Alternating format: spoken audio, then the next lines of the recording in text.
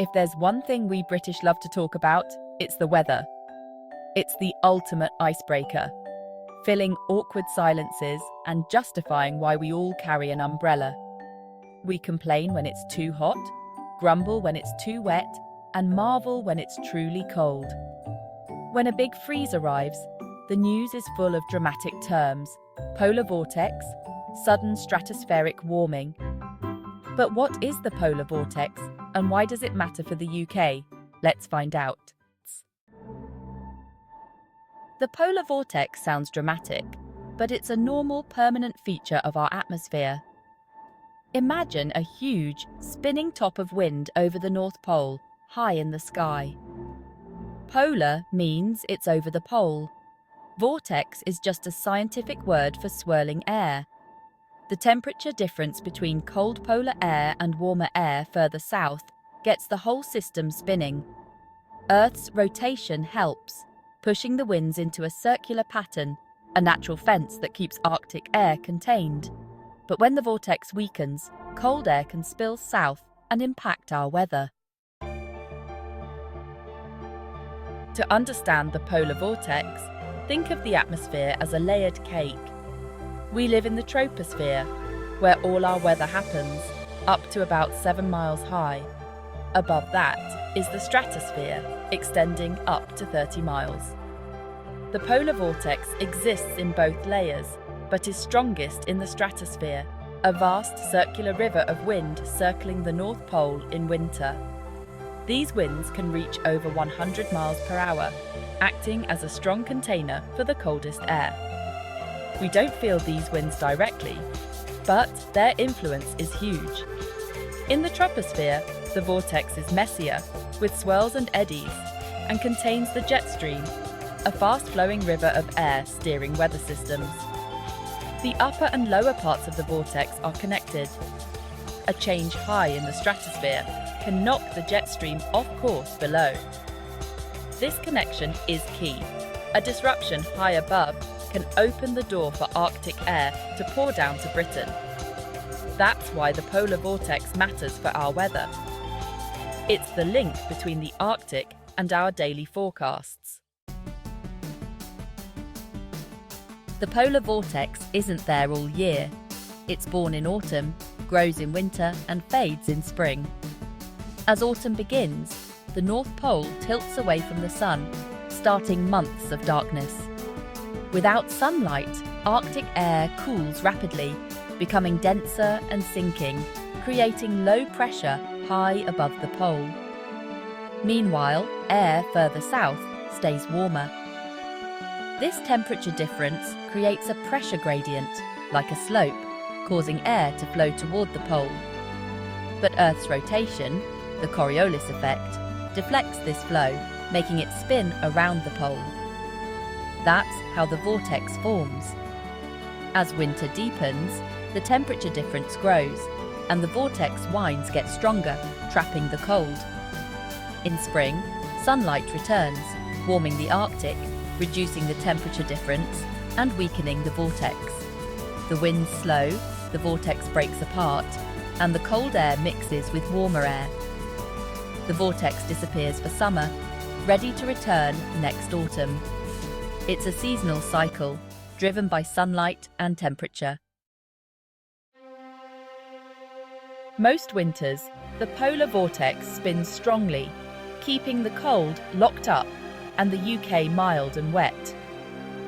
But sometimes it gets disturbed, like a spinning top that starts to wobble. Powerful weather systems in the lower atmosphere send large waves, Rossby waves, upward, pushing against the vortex. If these waves are strong enough, they can slow the vortex and warm it. A sudden stratospheric warming. When the vortex weakens, it can be pushed off-centre or split into smaller vortices. The fence breaks and Arctic air can spill south. For the UK, this is the crucial moment. The jet stream becomes wavy, opening a path for freezing air from Siberia. The result? A severe cold spell with snow and ice sweeping in from the east. These disruptions are rare, but when they happen, they can transform our winter overnight. The polar vortex's stability is what stands between us and Arctic blasts. When it falters, we feel it. One of the most memorable polar vortex events for the UK was the Beast from the East in early 2018. It began with a major sudden stratospheric warming which weakened and split the vortex. The usual westerly winds reversed and the jet stream shifted far south. This opened a direct path for bitterly cold Siberian air to sweep across Europe and hit the UK.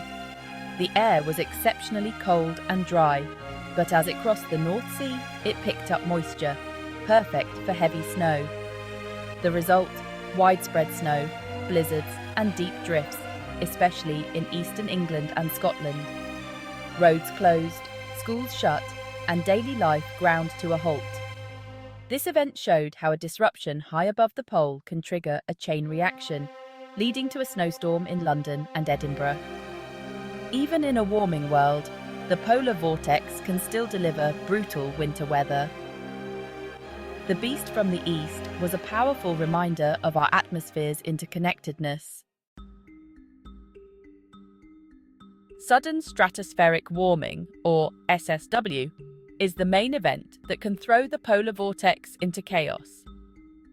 During an SSW, the polar stratosphere can warm by up to 50 degrees Celsius in just days, a huge change in a normally stable region. This isn't caused by sunlight, but by large atmospheric waves breaking in the stratosphere, releasing energy and disrupting the vortex. The spinning winds slow, and sometimes even reverse. The effects aren't felt immediately. It can take days or weeks for the disruption to reach the ground and alter the jet stream. For forecasters, spotting an SSW is an early warning of a possible cold spell in the UK within a fortnight. Not every SSW leads to a beast from the east. Sometimes the vortex recovers or the jet stream shifts away from us. But a major SSW always raises the odds of a cold, snowy pattern for Northern Europe. That's why meteorologists watch the polar stratosphere so closely in winter. It's the best clue we have for predicting dramatic weather shifts. The polar vortex doesn't just bring snow to the UK. Its influence stretches across the Northern Hemisphere. When strong, it keeps the jet stream flowing west to east, leading to milder, more predictable weather. But when weak, the jet stream becomes wavy, creating extremes, deep freezes in some places, unusual warmth in others. In 2018, while the UK shivered, the North Pole saw a record-breaking winter heat wave. The same atmospheric reorganisation that sent cold air south let warm air flood into the Arctic. The weather became a seesaw of extremes. Cold here, warmth there. Scientists are studying how a warming Arctic might make the vortex weaker and the jet stream wavier, increasing extreme weather. The science is complex, but it shows how changes in one part of the planet can affect us all. The polar vortex is a global player, not just a local oddity. Understanding it helps us see the bigger climate picture. The polar vortex isn't a storm to fear, but a fascinating part of our climate system. When strong, it keeps the cold locked in the Arctic and gives us mild winters. When it wobbles or weakens, the cold escapes, bringing memorable cold spells. Watching the vortex reveals the powerful connections in our atmosphere, how an event 30 miles up can bring snow to our gardens weeks later. For forecasters, monitoring the vortex is crucial for long-range predictions and early warnings. Spotting a disruption gives us time to prepare for snow and ice.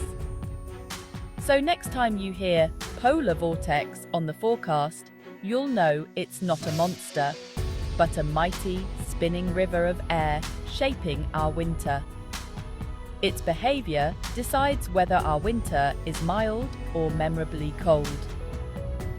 The weather we experience is just one part of a vast, interconnected system.